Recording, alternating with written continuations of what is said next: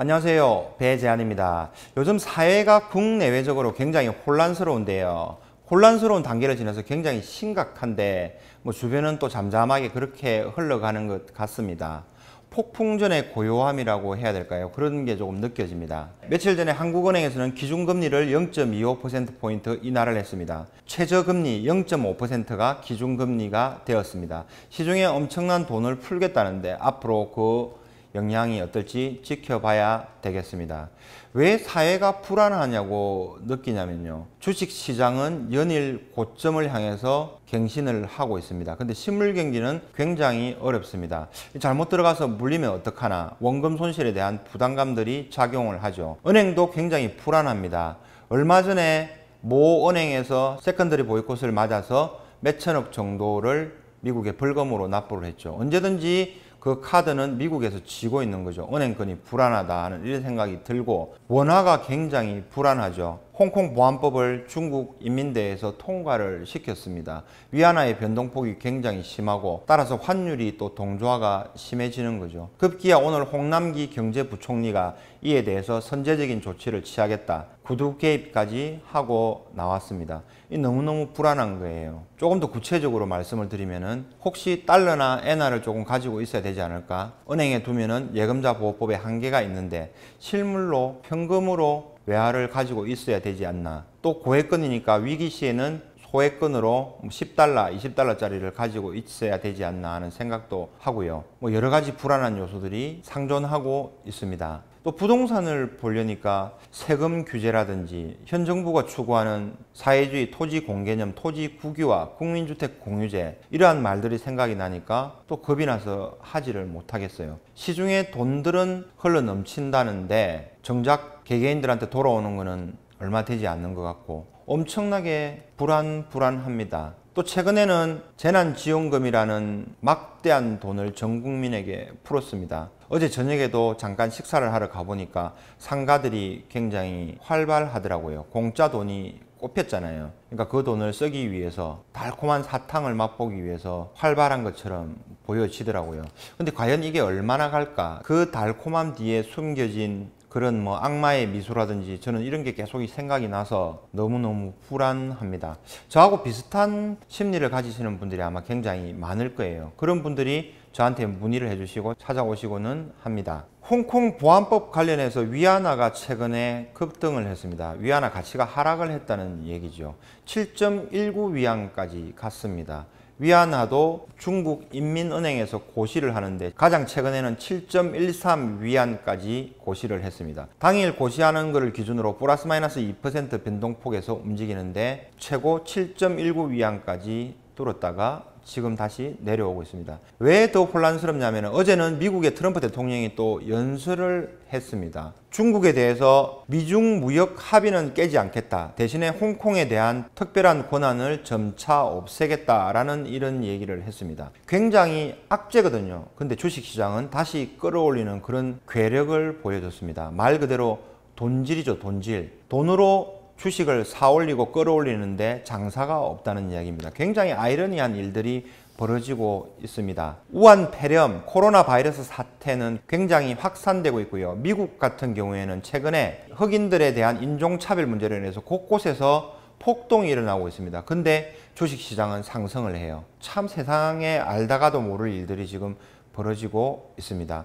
한국 주식시장도 여기에 동조화를 할지 아니면 디커플링 현상이 일어나서 한국 내에서 실적이 반영될지 그러한 모습들을 관찰하면 되겠습니다. 홍콩 사태가 왜 심각하냐면 홍콩 같은 경우에 우리나라의 4대 교육국에 들어갑니다. 반도체 같은 경우로 홍콩을 통해서 수출을 하고 그 홍콩에서 다시 중국으로 넘어가는 구조가 되거든요. 홍콩이 지금 위태위태하고 있습니다. 한 나라가 위태위태하고 있거든요. 아시아의 네 마리 용이라고 불리던 홍콩이 지금 위험하고 한국은 막대한 영향권에 있습니다. 굉장히 어수선한 상태고 불안한 상태인데 어떻게 될지 한번 계속 지켜봐야 되겠습니다. 홍콩 사태, 홍콩 보안법 관련 문제로 인해서 위안화 환율이 굉장히 요동을 치니까 급기야 한국의 홍남기 경제부총리는 위안화와 동조화되는 현상이 굉장히 바람직하지 못하다, 어떤 현상이 나타나면 선제적으로 조치를 하겠다, 구두 개입을 이미 시작하고 나왔습니다. 환율 같은 경우에는 대한민국 정부가 얼마나 방어를 잘 할 수 있느냐, 아니면 자연적인 현상에서 환율의 상승이 계속되느냐, 이 게임을 지켜보는 게 관전 포인트 같습니다. 그래서 제 생각에서는 환율의 변동폭은 1240원에서 계속 국가가 방어를 하고 있다, 이런 형태가 나올 것으로 판단이 됩니다. 만약에 누르고 방어를 하다가 그게 뚫려버리면 그때는 정말 이제 큰일 나는 거죠.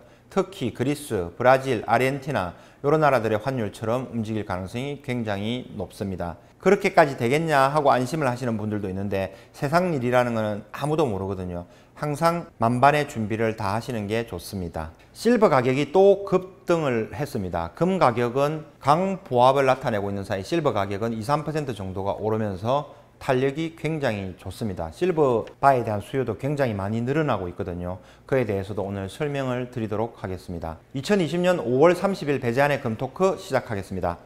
국제 금 가격의 장기 차트 한번 보겠습니다. 계속 보여드리고 있는데요. 이 정도의 위치에 있다는 것을 말씀드리기 위해서 보여드립니다.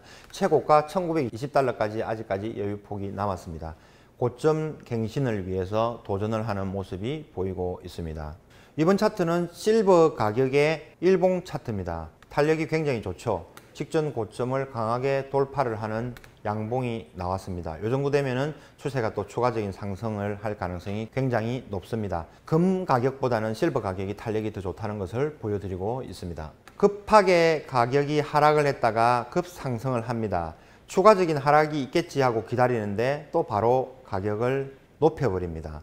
주춤해서 또 못 사는 거죠. 아, 이쯤 돼서 또 가격이 높아졌네, 내려와서 조금 있다가 해야지, 더 기다리는데 또 급등을 하고 땡겨버립니다. 이번에도 또 마찬가지 현상이 일어났습니다.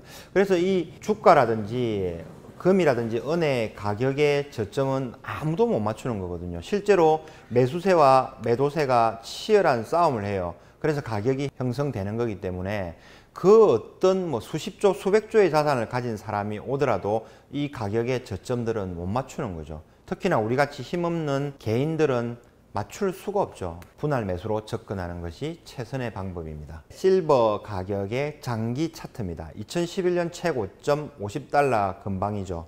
여기에 비하면 지금은 아직 시작도 안 했다고 보시는 게 맞습니다. 상승 탄력이 굉장히 좋은데요. 이번 상승이 어쩌면 요 고점 21달러, 22달러를 향해서 올라갈 수도 있는 그런 탄력인 것 같습니다. 국제 금 가격과 환율입니다. 요것을 토대로 해서 국내의 기준 가격이 나옵니다. AU는 금의 원소 기호죠. 기준 가격이 68,604원 이렇게 되어 있습니다. AG 은입니다. 710원. 며칠 전에 방송할 때 690원 정도가 나왔었죠. 그때보다 또 상승을 했습니다. 한국금거래소 소매 시세를 보여주는 사이트입니다. 내가 살 때 부가가치세 별도로 274,500원 4,500원 가격이 형성되어 있습니다. 내가 팔 때는 248,000원 정도가 되어 있습니다. 2010년도 최고점일 때 내가 팔 때 금 가격 최고는 27만원 정도까지 나왔습니다. 아직까지도 고점이 나오지를 않고 있습니다. 주요 골드바 시세 보겠습니다. 민티드 1kg 골드바가 7,831만 6천원, 100g이 784만 7천원, 37.5g 열동 골드바가 296만 4천원입니다. 골드바 1kg을 기준으로 7,800만원대에서 계속 횡보를 하고 있는 그런 형국입니다. 실버바 가격 보겠습니다. 한국금거래소 1kg 실버바 가격이 87만 2천원, 어제가 85만 7천원이었거든요. 어제보다 조금 급등을 했습니다. 그 다음에 이글 불리온 주화 87만 8천원에 형성이 되어 있고요. 메이플 주화는 88만 5천원입니다.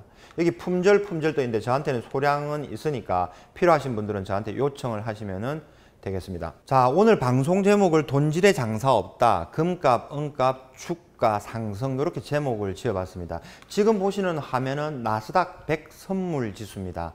일반인들이 보시기에는 조금 차트가 다를 거예요. 여기는 선물 차트이기 때문에 거의 22시간 움직이는 거거든요. 그래서 갭이 일어나는 현상이 잘 안 보이실 겁니다. 보통은 일반적으로 보시는 거는 이게 본장이거든요. 나스닥 시장이 쉬고 우리 시간으로 10시 반에 오픈을 하거든요. 그럼 새벽때 움직이는 게 보이는 겁니다. 그 사이에 나스닥 선물지수는 계속 거래가 되고 있습니다. 그래서 연결지수로 보면 이런 형태가 나타나는 거죠. 윗꼬리, 밑꼬리를 달고 떨어질만 하면은 끄집어 올립니다. 어제도 그러한 현상이 일어났는데요. 다른 차트를 하나 보면서 설명을 드리도록 하겠습니다. 바이러스 사태가 일어나기 전 9,763포인트를 향해서 지금 달려가고 있습니다. 다음 주 되면 이거 뭐 거의 고점 돌파를 시도하지 않겠나 하는 이런 생각이 듭니다. 그 어떤 악재가 오더라도 계속해서 돈의 힘으로 밀어붙이는 그런 현상이 나타나고 있습니다. 지금 보시는 화면은 나스닥 10분봉 차트입니다. 어제 상황을 설명드리기 위해서 한번 차트를 띄워봤고요. 이 보시면 밑꼬리를 굉장히 달면서 올라가고 있는 거죠. 9,400포인트에서 10분 만에 9,500포인트까지 100포인트를 들어 올려 버립니다. 홍콩 보안법 관련해서 미중 무역 협상에 대해서 파기는 하지 않겠다, 유지하겠다라는 말을 했고요. 그 다음에 홍콩에 대해서 특혜 대우를 점진적으로 없애겠다라는 이야기를 했습니다. 이 시장에서 보면은 굉장히 악재거든요. 근데 이 악재고 뭐고 필요 없이 주가를 다시 끌어올려 버립니다.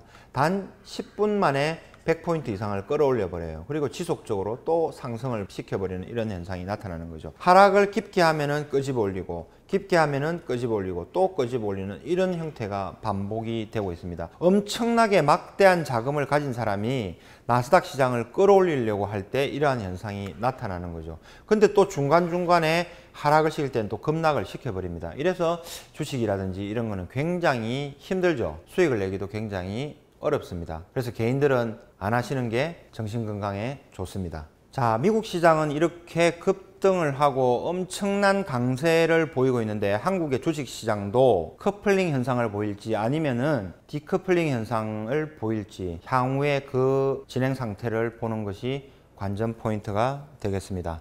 이상으로 오늘의 금융시장 동향을 간단하게 살펴봤습니다. 골드바 가격이 주춤하고 있는 사이에 실버바 가격이 상승 탄력이 굉장히 좋습니다. 실제 수요량도 굉장히 많고요. 제가 보유하고 있는 물량이 평소에 한 500kg 정도가 있는데 하루 이틀 만에 동이 날 정도로 또 많은 판매량을 기록을 하고 있습니다. 멀리서도 주문을 해주시는 분들이 계시고요. 그 다음에 지금 보시면은 또 소형 박스들이 이렇게 많잖아요. 이런 게 있어가지고 요거를 또 호응이 괜찮더라고요.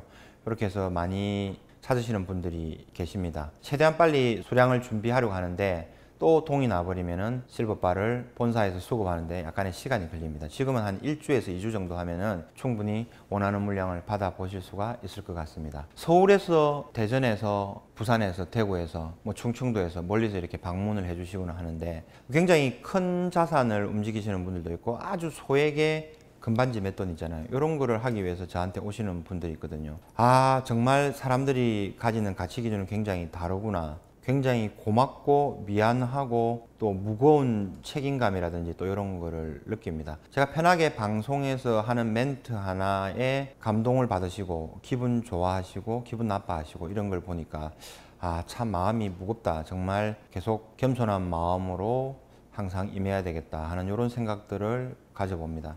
어쨌든 실버바 같은 경우에는 지금은 먹여주는 장 같습니다. 아, 지금 사놓으면은 어느 정도 시간만 기다려주면은 수익을 확실하게 낼 수 있는 구간. 한 번씩 살다 보면 그런 장들이 열리거든요. 지금이 실버바에 대해서는 그런 장이 아닌가 하는 생각을 해봅니다. 아까도 안내 말씀을 드렸지만은 실버바 가격의 저점은 아무도 못 잡아요. 그래서 분할 매수를 통해서 여유 자금만큼 계획을 세우시고 몇 개 해가지고 총 수량을 채우시는 그런 방법을 권유를 드립니다. 어차피 지금 등락해서 5% 10% 등락이 있을지언정 급등을 한 상태에서 볼 때는 그 밑에서는 미미한 현상이 나타나거든요. 단기적으로 1, 2년 이렇게 보지 마시고 물론 그 안에 시세가 날 수도 있지만 장기적으로 5년, 10년을 두고 계획을 잡으시고 느긋하게 기다리시는 게 실물 투자에서 이기시는 방법입니다. 여기 보면 검은 박스들이 굉장히 많을 거예요. 보시면 이게 가방인데 저번 방송에서 말씀하신 대로 실버바가 20개 정도 담기거든요. 여기 하나에 보면은 실버바 2kg씩 포장을 해서 꼼꼼하게 넣은 거예요. 그러면 총 20개 정도가 들어가고요. 이 박스가 이렇게 해서 잠깁니다.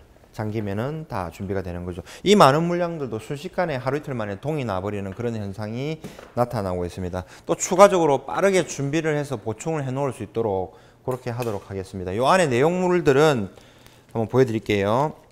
실버바를 한국건그레스에서 본점에서도 굉장히 꼼꼼하게 하거든요. 저희는 여기에 더해서 지퍼백을 샀습니다. 지퍼백을 사서 밀봉을 하고 실리카겔까지 넣었어요.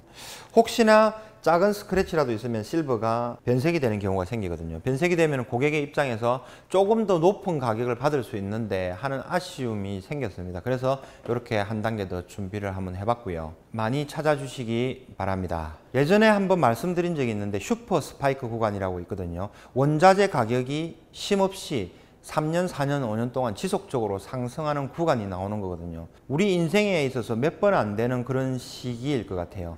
2010년도 최고점을 찍기 전후까지 한 3, 4년 정도가 그렇게 됐고요. 지금도 그 시기가 아닐까 하는 생각을 해봅니다. 이미 시작이 된 거죠.